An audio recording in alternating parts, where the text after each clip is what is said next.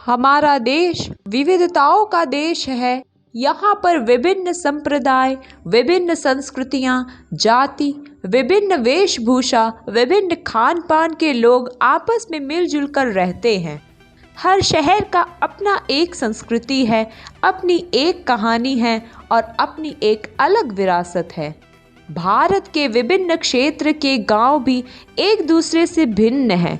उनका रहन सहन अलग है, भाषा अलग है, खान पान भी बिल्कुल अलग है। यहाँ कुछ ऐसे भी गांव हैं जो अलग ही नहीं, बिल्कुल अपने आप में अनोखे हैं। हिंदुस्तान एक गांव का देश है। भारत की 70% आबादी गांव में रहती है। भारत की अर्थव्यवस्था कृषि आधारित है, जो कि भारत के ग्रामीणों के मुख्य व्यवसाय तथा जीविका का मुख्य साधन है। महात्मा गांधी जी कहा करते थे कि भारत की आत्मा गांव में बसती है। तो हमारे साथ बने रहिए और हम आपको ले चलते हैं कुछ इन्हीं अनोखे गांव की ओर।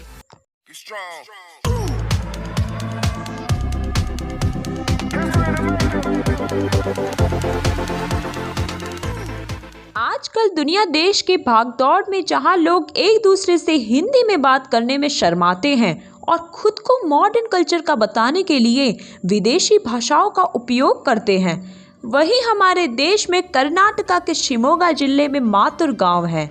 हैरानगी की बात यह है कि यहाँ का हर इंसान संस्कृत में बात करता है। गांव के सारे लोग, बच्चे, बूढ़े, जवान, स्त्री, पुरुष संस्कृत में धारा प्रवाह बात करते हैं। यहाँ पर बच्चे प्रथम कक्षा से ही संस्कृत की शिक्षा ग्रहण करते हैं। संस्कृत उनके लिए अनिवार्य विषय होता है। उनके लिए संस्कृत पढ़ना और बोलना एक गर्व का विषय है। पुणे से लगभग 200 किलोमीटर की दूरी पर सोलापुर जिले में शेतफल गांव स्थित है। इसे सांपों का गांव कहा जाता है। हाँ जी, आप सही सुन रहे हैं। जहां एक आदमी को कोबरा या फिर किसी भी जानवर का नाम सुनकर पसीने छूटने लगते हैं, वहीं इस गांव के हर घर में कोबरा का निवास है। गांव वाले इन सांपों की पूजा करते हैं। उनकी धार्मिक आस्था से ये सारी बातें जुड़ चुकी हैं। उनका ख्याल रखते हैं जैसे मानो कि ये उनकी जिंदगी का हिस्सा बन गए हो। हैरानी की बात ये है कि आज तक कभी इधर न सांप ने और ना ही इंसान ने एक दूसरे को नुकसान पहुंचाने की कोशिश भी की है। क्यों है ना ये चौंकाने वाला। इन्हीं के साथ आगे बढ़ते हैं दूसरे गांव की तरफ। तो ऐसा ही हिंदुस्तान के एक अनोखे गांव के बीच में है केरला के मल्लापुरम के कोडिनी गांव। यहाँ कुछ ऐसा होता है कि आप सुनकर हैरान रह जाएंगे। तो दरअसल ये गांव भारत के सबसे ज़्यादा जुड़वा बच्चे के लिए जाना जाता है। हैरान मत होइए, आप सही सुन रहे हैं। इस गांव में लगभग 2000 परिवारों में 400 जुड़वा बच्चे हैं। पूरे देश में 1000 जन्म पर 9 जुड़वा बच्चे होते हैं, लेकिन इस गांव में 1000 जन्म पर 45 जुड़वा बच्चों का जन्म होता है। और ये बात अभी तक शोधकर्ताओं के लिए एक रहस्य का विषय है। हिंदू धर्म में हर देवी देवताओं के पूजन के पीछे कुछ न कुछ मान्यताएं जुड़ी हुई होती है। इन्हीं मान्यताओं के बीच शास्त्रों के अनुसार बारिश के लिए इंद्रदेव का पूजा किया जाता है। ये तो आपने सुना होगा, लेकिन मेढक और मेढकी की शादी करवाई जाती हो, वो भी बारिश के लिए, ये सुना है? नहीं ना? तो चलिए सुनिए। तो बात कुछ ऐसी है कि असम के रंदोई गांव में बारिश के लिए मेढक और मेढकी की शादी करवाई जाती है। ऐसा कहा जाता है कि बिकुली बिया अर्थात मेढक और मेढकी के विवाह से बारिश का प्रारंभ होता है।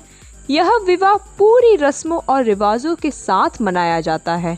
मेढक और मेढकी को दुल्हन की तरह सजाकर मंत्रोच्चार के साथ लोकगीतों को गाते हुए विवाह संपन्न कराया जाता है।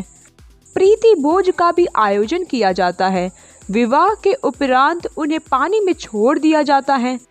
माना जाता है कि जब तक मेढक इंद्रदेव से बारिश के लिए आग्रह नहीं करते तब तक बारिश नहीं होती। इन्हीं अजीबोगरीब गांव में से एक है बिहार के बरवान कला गांव, जिस गांव को कुंवारों का गांव कहा जाता है। कहा जाता है कि पिछले 50 सालों में इस गांव में किसी का भी विवाह नहीं हुआ। इस गांव में कोई भी अपनी बेटी का विवाह नहीं कराना चाहता है। जानना चाहते हैं इसकी वजह? तो सुनिए, इसकी वजह है यहाँ की असुविधा और गरीबी। दरअसल यहाँ ना तो बिजली है, ना मोबाइल का नेटवर्क, ना पीने का पानी है और ना ही सड़कें और ना ही कोई यातायात का साधन। इन सारी अभाव तथा गरीबी को देखते हुए यहाँ कोई भी व्यक्ति अपनी बेटी का विवाह नहीं कराना चाहता। आपको बता दें कि महाराष्ट्र के हिवड़ा बाजार कुछ समय पहले बहुत पिछड़ा गांव माना जाता था और इसकी वजह है कि यहाँ के लोगों का गांव से चले जाना। लोगों के जाने की वजह ये थी कि इधर कुछ खास सुविधा नहीं था। लेकिन अब कहानी पलट चुकी है। जिस गांव में कोई रहना तक नहीं चाहता था, अभी चंद 305 परिवारों में 80 लोग करोड़पति है। गांव में 10 लाख से ज्यादा वार्षिक आय परिवारों की संख्या 50 है। गांव की स्वच्छता इतनी है कि एक मच्छर ढूंढने पर वहां के सरपंच 400 रुपए का इनाम देते हैं। क्यों, है ना ये शानदार। इसी के साथ आगे बढ़ते हैं। हम कहीं बाहर जाएं और घर में ताला ना लगाएं, क्या ऐसा हो सकता है? हाँ बिल्कुल, ऐसा हो सकता है, लेकिन आपका घर शनि शिंगणापुर में होना चाहिए। जी हाँ, आपने सही सुना। शनि शिंगणापुर एक ऐसा गांव है जहां लोग अपने घरों में ताला तक नहीं लगाते। यहाँ तक कि कहीं बाहर जाने पर खिड़की दरवाजे को भी नहीं लगाते। कई घर तो बिना दरवाजे के ही होते हैं। जिनके दरवाजे होते भी हैं उसे बंद भी नहीं किया जाता। बैंकों को ताले तक नहीं लगाए जाते। शनि शिंगणापुर मुंबई से 300 किलोमीटर की दूरी पर महाराष्ट्र के अहमदपुर जिले में स्थित है। यहाँ पर भगवान शनि देव का सुप्रसिद्ध मंदिर है। वहाँ के पुलिस के अनुसार आज तक कोई भी चोरी या डकैती की घटना यहाँ मौजूद नहीं हुई। वहाँ के लोगों की मानना है कि इस गांव की रक्षा स्वयं भगवान शनिदेव करते हैं। आज का वीडियो पसंद आया हो तो लाइक का बटन ज़रूर दबाइएगा और ऐसे और भी कंटेंट के लिए सब्सक्राइब करना मत भूलिएगा अपने प्यारे से चैनल द फैबुलस इंडिया को। बाय बाय, फिर मुलाकात होगी एक नए रोचकदार वीडियो के साथ।